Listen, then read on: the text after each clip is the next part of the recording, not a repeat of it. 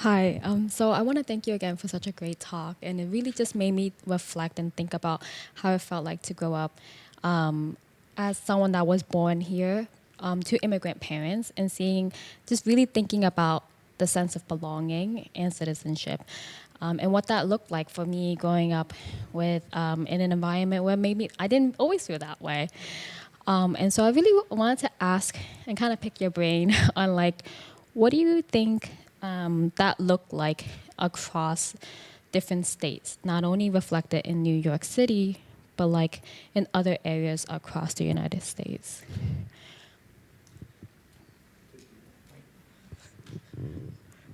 Well, I think I could only hazard a guess from from reading, you in this way that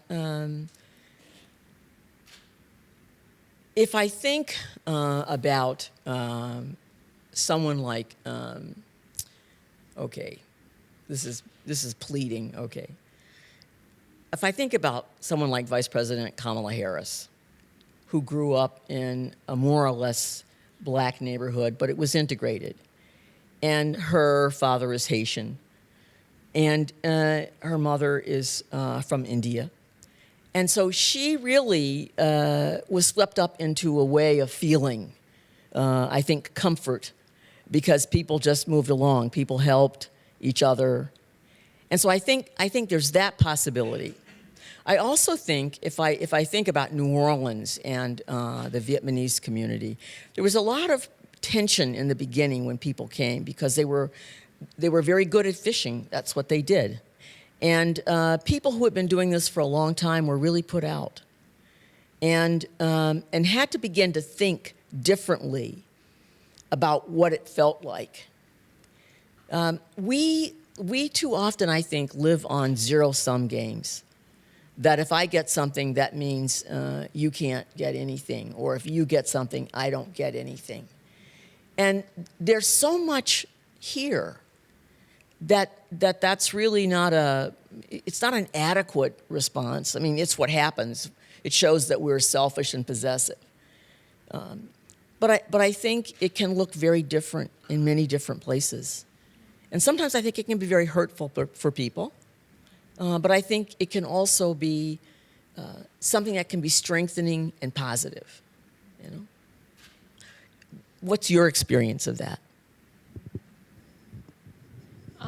I personally feel like the more got to know what it felt like to be a part of not just the small community I was part of, but part of many different communities in the United States. So I've traveled to not only being in the East Coast here, but also the Midwest and Chicago and Indiana, and being able to see how it felt like to be a part of a bigger community and understanding of what it feels like to be a citizen to not just people I grew up that look like me, but others around me. That definitely helped me to better understand what the sense of belonging really meant to me.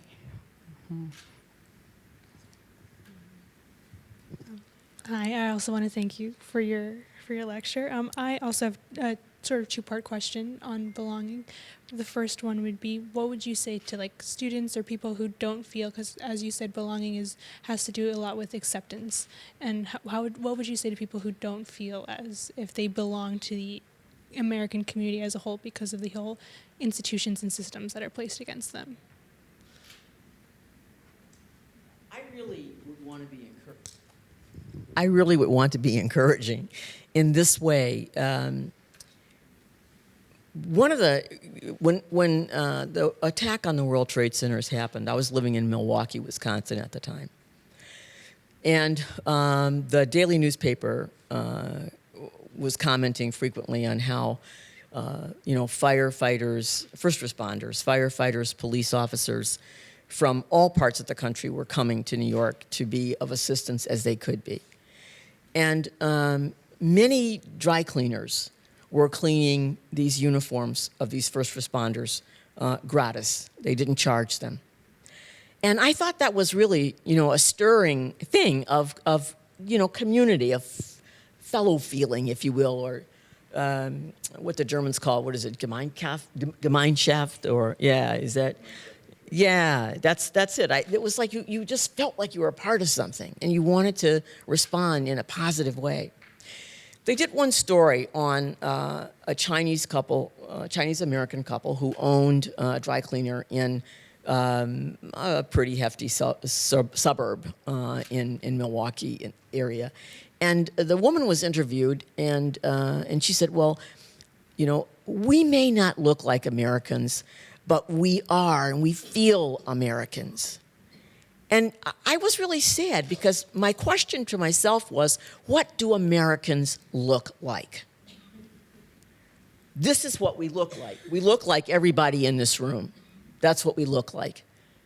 And it sort of made me sad that someone would still feel, after many years here, that they weren't. And I could say, well, we are the ones who are making people feel that way. And so I would want to hear someone is extending something in warmth and community feeling and still feeling as if they're rejected.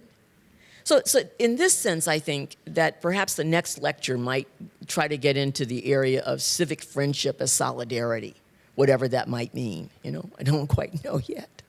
Is that useful? Yeah. And then, yes, so the second part is, do you, in terms of like the land, do you think that anyone in the country can really truly belong to the land as we are upholding like systems of colonialism, settler colonialism, just even if we're not white people or people who you would typically associate as being settler colonialist? This is a great question because, you know, I've tried. I don't. Okay, I've imbibed this notion about the way in which the indigenous people approach the land. I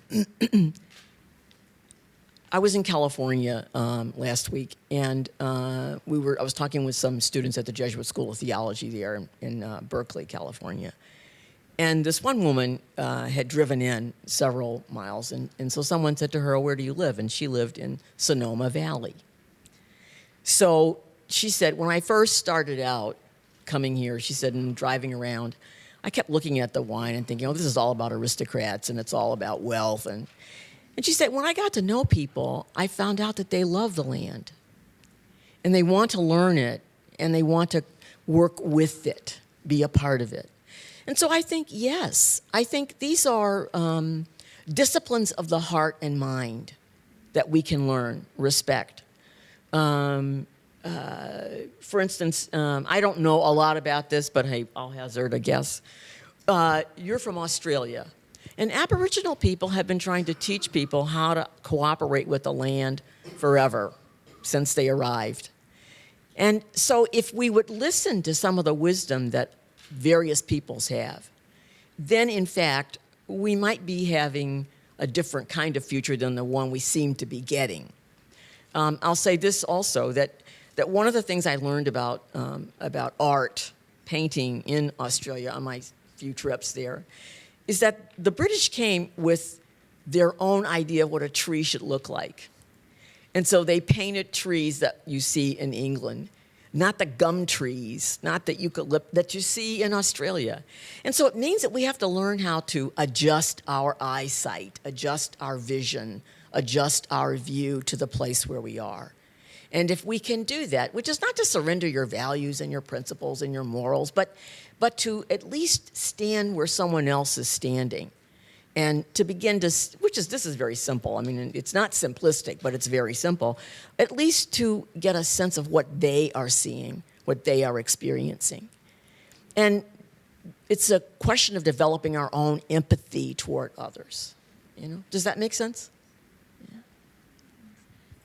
So I wanted to just build off of what you just said right now. And so like, you just mentioned like having conversations to kind of help people to better understand what kind of, like, your understanding of what a tree looks like, and then what my understanding looks like. And so I was just wondering, like, how would we start those conversations? What are steps we can make to get that conversation going? I think a lot of us who are teachers think that our classrooms should be a place to start them. You to give students the confidence to speak with others who may not agree with them. And I think that's a challenge. Different programs, different schools have different kinds of programs for so-called hard conversations. So we at Boston College, there's a program for undergrad students that I know you all are graduate students, but there's a program for undergraduate students that they come together in small groups, maybe like 10 or 12, and talk about issues of race or racism or gender or sexuality, trying to understand another point of view. And these are monitored, they're facilitated, they're not just, you can say anything, but you can say anything as you think about the impact of your words on other people. Because there's something there that's, free speech doesn't mean hate speech or hurt speech. It's really that old limerick, sticks and stones may break my bones, but words won't. They will hurt. They will hurt a lot. And they reverberate in your mind, and you play them over and over again. So I think you all seem to, in your program, seem to have, your CREST program, a lot of opportunities for really different kinds of discussions across disciplines, across cultures, across so-called races. Because there's only just a human race in the end. But here, I think that's a positive thing. That's a really positive thing. Yeah.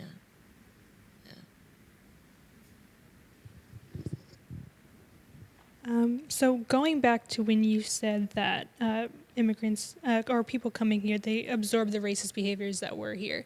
To what extent do you think that becoming more American means becoming more anti-Indigenous or becoming more anti-Black, as our country is so entrenched in those ideas? That's really difficult, And here's where the last lecture will address some issues to the churches. I think there's a way in which, do unto others as you would have them do unto you is such a simple thing, but it's also very difficult. It's also very difficult, and it's not particularly Christian, but it's out there. It's in ancient Middle Eastern religions, ancient Near Eastern religions. It's out there. It's been out there for thousands of years. You can think of it simply as a matter of survival, or you can think of it as really an education, a discipline of mind and heart about the other. So I think this is another thing that I learned, in this research. Anytime you try to get, for instance, the Chinese workers working on the railroad, they tried to come together with other workers. They found out a way to break that up. Because in this sense, the unity of people supporting each other is more challenging than simply playing off of each other. I can use you to get to you, and you can use you to get to me. This is really, it's unfortunate, which sounds really maybe namby-pamby, but it's also what happens. It's also what happens.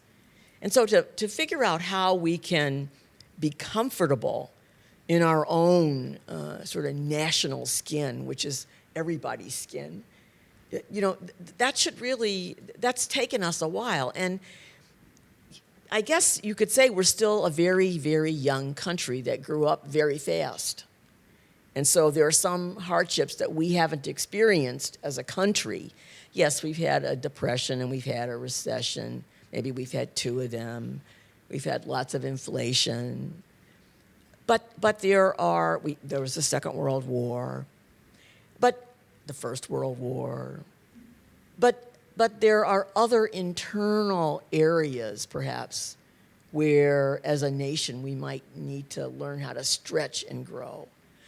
I don't exactly know what those might be, but our character as a nation, can't simply be defined by practicality and gung-ho doism. We're just going to get out there and do what needs to be done. Reflection about what we're about to do is pretty important. Not thinking that we're always right, a pause, some sort of calm. But we seem to be really just sort of urgent people, rushing, I didn't show my slides, which is really probably a good thing, but I had great slides on expansion, the Monroe Purchase, and the swallowing up of Mexico, the breaches of the Treaty of Guadalupe Hidalgo. All that is really, that's a part of our experience. Mexican people woke up, and they thought they still had, their own rights, and they didn't. We just did it. That sort of behavior is petulant, and it's arrogant, and it's childish. So maybe we still have a lot of growing as a nation.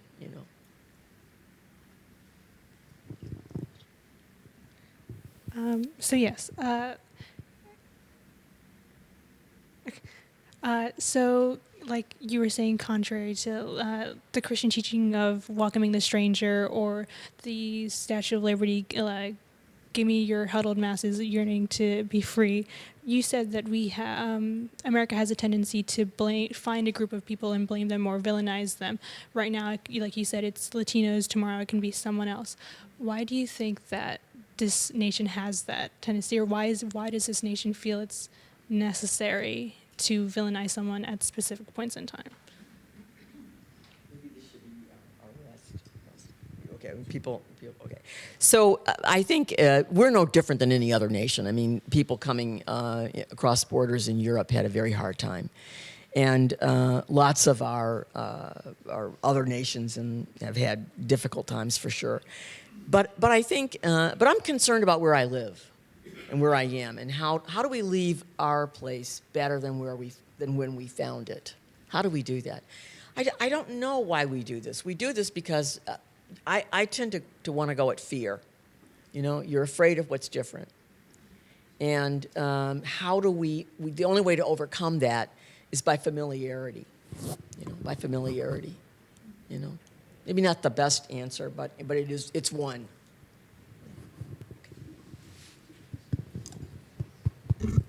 So Anna and Alana, thank you for beginning to engage Dr. Copeland. Thank you very much. What we'd like to do now is open up the possibility for a conversation with the whole group gathered here. So if you'd like to ask a question or to make an observation, just raise your hand, and then someone will bring you a microphone, and you may speak then. Sure. You always have questions. And comments. I found it, just like last time, so stimulating. I have a million questions, but one that hit me was in your conversation here just recently. How much influence do you think that economic structures have? So the question about why people adopt the same kind of attitudes that the last immigrant group had to overcome. There's something about the insidiousness of capitalism that gets in people's bones when they make a little money that changes, it almost helps us forget who our ancestors were and what their struggles were, and then we turn to another group struggling the same way and say, why don't you pick yourself up by your bootstraps, when we didn't do that. Yeah. That we were given boots when we got here. Yeah. To start with. You're answering the question. We should not be opposed to making money. I think that this is the point about business, but where I see this, and this is maybe my own limited knowledge, the manipulation of having to make a profit, not being willing to say, well, it's not as big this year as it was last year, not being willing to say, I'm not going to do just anything to make money. And there are people like that. One of my favorite examples is there was a horrible fire in Lawrence, Massachusetts, about, at least 15, 16, 17 years ago. and a factory where lots of people worked. It was just an ordinary factory. I'm trying to remember if it was a shoe factory or what. I don't know if you remember. I do. And the person who owned that factory paid people salaries all during the time in which there was no work. And a lot of people thought this person was, like, oh, that's cuckoo, why would you do that? But it wasn't just to make sure you had workers when things got going again. It was also very human and very solidarious and empathetic. And it was also recognizing what employees had put into someone's business, their labor, their effort, their commitment. His name was Feuerstein, F-E-U-E-R, I think, S-T-E-I-N. I think that's it. It was really quite amazing. And it's a great example. I mean, I use that in our Pulse program several times, as a country, as a counter to the movie Wall Street. That's an old movie. Nobody's seen this movie. It was like many years ago, But yeah, is that useful? Is that? Yeah, yeah. It's just makes me think more it's the about more. The Jesuits have that phrase "magis," the more, but they don't mean more stuff. Yeah. You mean the moreness of the heart and the mind. The moreness of virtue. It is about character formation. It is about that. These seem. It may seem like old topics, but come on, people on the continent of Africa have been concerned about character formation from beginning, forever. Everybody cares about the character of their children, the character of the society in which they live. You don't need to be, some specialist in, Greek or Roman philosophy to be able to talk about that. You care about how people turn out. Care about it. Other thoughts, questions, please? One more, maybe. Dr. Copeland, it is an honor and a privilege to have you back here and to be able to ask a question to you as well. Thank you for spreading awareness to this topic that deserves more attention in the present day. As an Asian American myself, I especially appreciated the light that you shed on the court cases regarding Yikwo, Ozawa, and Tind. Let it be known that the 14th Amendment could apply to Asian Americans because of the Yikwo case. Let it be known that in the Ozawa case, a person historian of Columbia University, May Nai, who does Asian American history, did everything right. He was Christian, he raised his children to be American, and he even went to college in America, could be disregarded citizenship.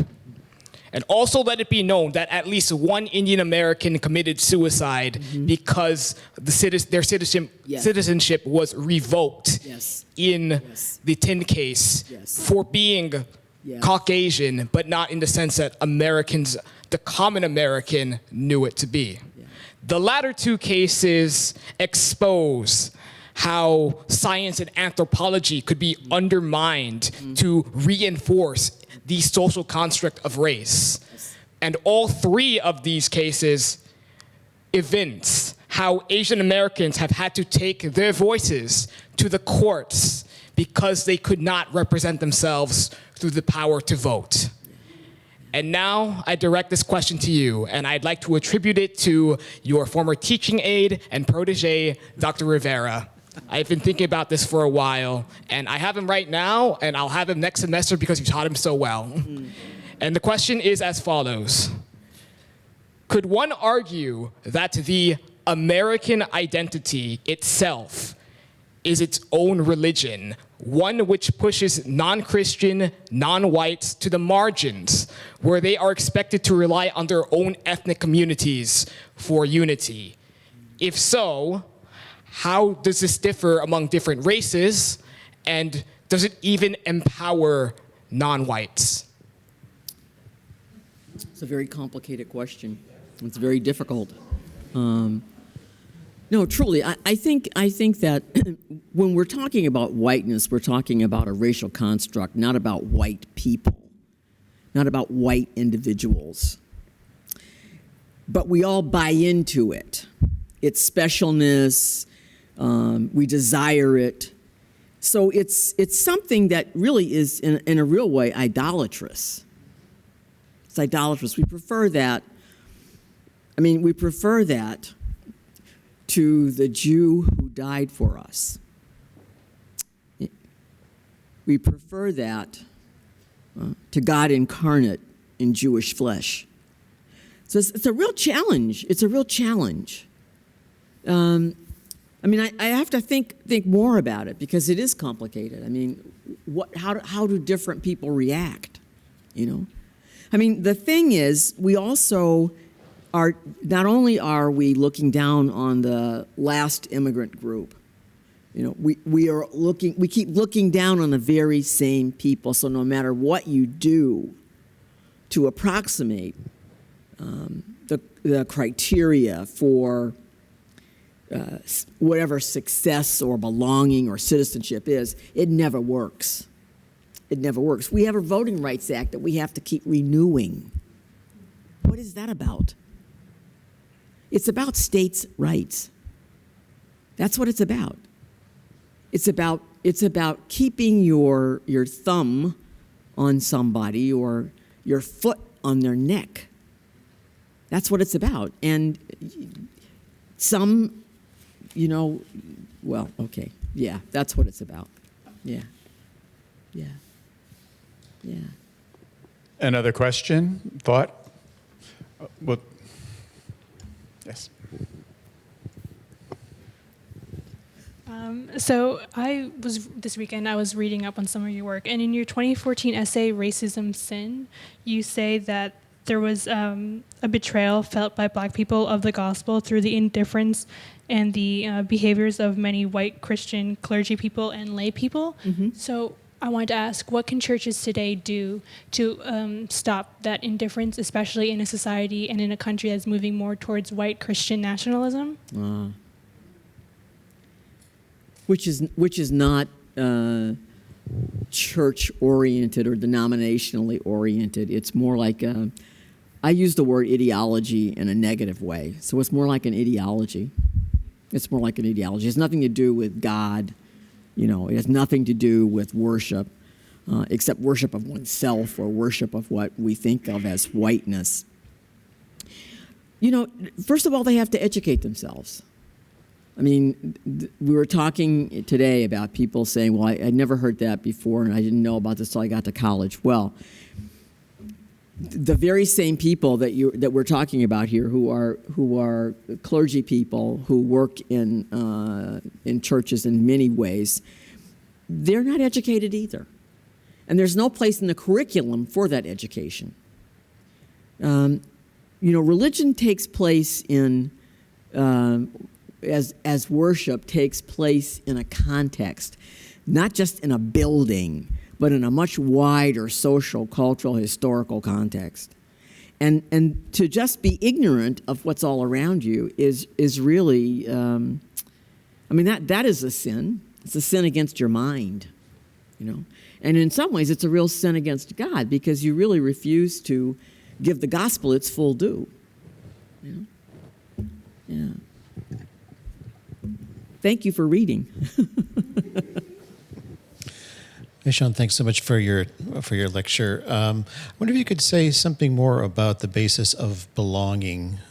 I mean, you mentioned e pluribus unum, which kind of always involves a sort of erasure. Mm-hmm. But is there something where, and on the other hand, if we have only focus on difference, there's no belonging there either. So is there a way of having a basis of belonging with like a thick sense of difference at the same time? I think that there is. I think it's very difficult because it's easier to point to the difference than it is to point to our commonalities. But I think at the same time, I mean, I always say, we're just the human race. We're just the people. And America looks like all of us in this room and all around. This is what the country looks like. We don't have a homogeneous country. But we have a mental, we're living with a mental construct about what things should be. And because some things have been in place for so long, and it's not long. I mean, gee, we're just 235 years old, I mean, think about, we're all mocking, the UK, but come on, we're all mocking Italy, but come on, I mean, these are, Notre Dame Cathedral is probably twice as old as the United States. Well, what? At least 4 times as old as the United States, huh? So it's, yeah. So I mean, we are young in the world. And I think, I don't like falling into this, but I think it's true that we just don't have enough experience. And because we're shorted, we can't see beyond, we can't, we can't get over the horizon. And it's, we have to, though. We have to, because, I mean, the Lincoln is, there are no pristine anybody's. Everybody has a compromised view to some extent, and I don't mean this in the sense of compromise, but in the sense of being imbricated with negativity. You can shout for the end of slavery, but then think these are still inferior people. They're not quite up to us. And you can think about, I mean, you talk about people from Asia.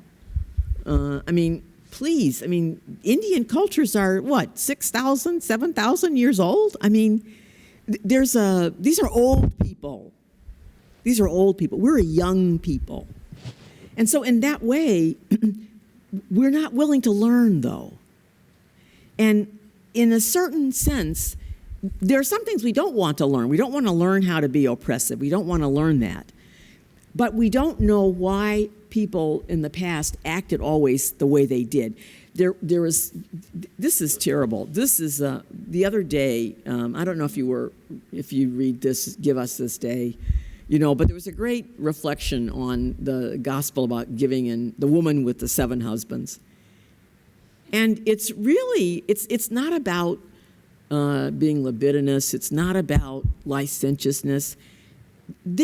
People had to have a strategy because some people were going to die earlier than others just because of the natural stuff that you had to act for survival. And so we've turned all that into something else.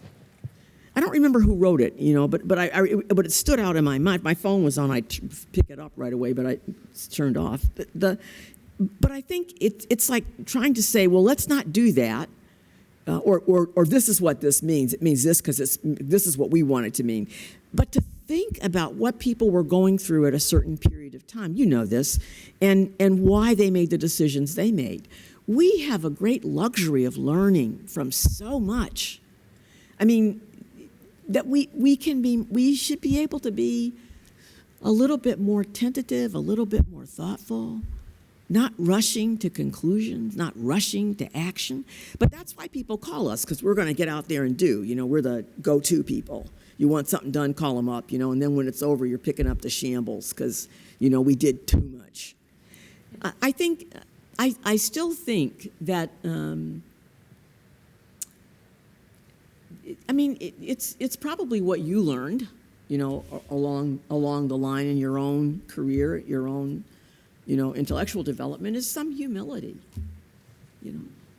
I'm not saying step on yourself or, but a kind of intellectual, not to fall into hubris, if we're talking about these different writers today at our lunch, but I mean, come on, that's one thing you can learn from Shakespeare, hubris. You don't want to do that. You don't want to do that. But maybe we're not learning the things that we should, This is not much of an answer. It's just a little musing there, but you have an answer to that too. You have an answer to that. Thank you. And I want to invite you to go back to the beginning of your talk where you brought up Benedict Anderson and this notion of an imagined community, seeing it in conversation with citizenship and belonging. And I've always felt that the limits of Anderson is the limits of imagination. And I wanted to ask you to maybe do a little bit of critique of this notion of imagined political community that coexists with the divisiveness that we see today, which is partly a failure of the imagination. Yeah. Yes, I mean, by saying that we couldn't imagine some things is to say that, there is a limited imagination. I think what fascinates me about it is that I want to stretch the imagination with that usage. That in fact, we started out with a failed imagination. I mean, we couldn't get over slavery. We couldn't get over it. And this is not special pleading, but it continues to be our crisis because we've shoved the indigenous people right out of our imagination. They're either all gone, unless you live in like Montana or Arizona or Wisconsin or Minnesota, and in fact in Michigan. There are indigenous people, plenty of people here, I mean, one of the things I did last time I was here, we went to the Met, and there was this great exhibit entitled "Yesterday We Could Fly." And it was an Afrofuturist room built in terms of the Met's thinking that here in this place had lived indigenous people at one point. Then 100 or 50 years later, along came freed people. And then along came the city to pick it up and use it for Central Park. And part of the Met sits on that. And so in some ways, it's their homage to, they're imagining, to bring together artists to reimagine. And I think to say it's a dream, that's me. That's me. It's a country is a desideratum. It's a desire. It's a wish. It's a hope. It's a dream. So when Martin Luther King Jr. is talking about his dream, I have a dream, he's talking about a nation, a country. Not just about a country that will help his little children, and thereby help all children. Yeah, Anderson has limits. I mean, I'm picking and choosing here. I'm trying to match some idea. I'm doing the old Thomas Aquinas thing. You use what's useful, and the rest you let it go.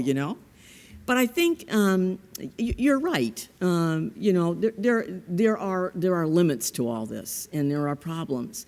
But we could dream together, something very different that we haven't seen before. I mean, this country is that. I'm not trying to pretend like we're all perfect, because we're not. I mean, I'm always railing, but I think the possibility is so rich that this is it. Anybody who wants to be here can be here, but we keep. We box it in a little bit, comes along. And there are peoples that we keep boxing. We keep boxing people of color, and we let one or two escape into upward mobile society, and then we move along. We can't get over some things. We won't let ourselves get over it. And I don't mean erase it. I mean confront it. That's where Lash's point is, that it's just. We're afraid to face our future. We're afraid. We're afraid to imagine. We're afraid. Yeah. So, okay, this is good. All right? Okay, sorry. Move. Mask. Okay.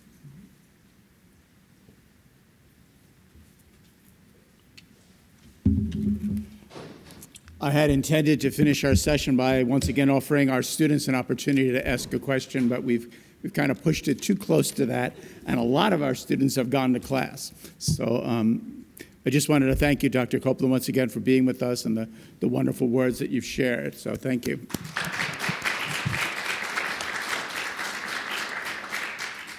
So to move towards our conclusion, our next lecture will take place next semester and also during Common Hour, Thursday, February 9th, 2023. We'll, of course, continue with the theme, and our specific lecture will be something around clashing visions of being human, and we invite you all to join us.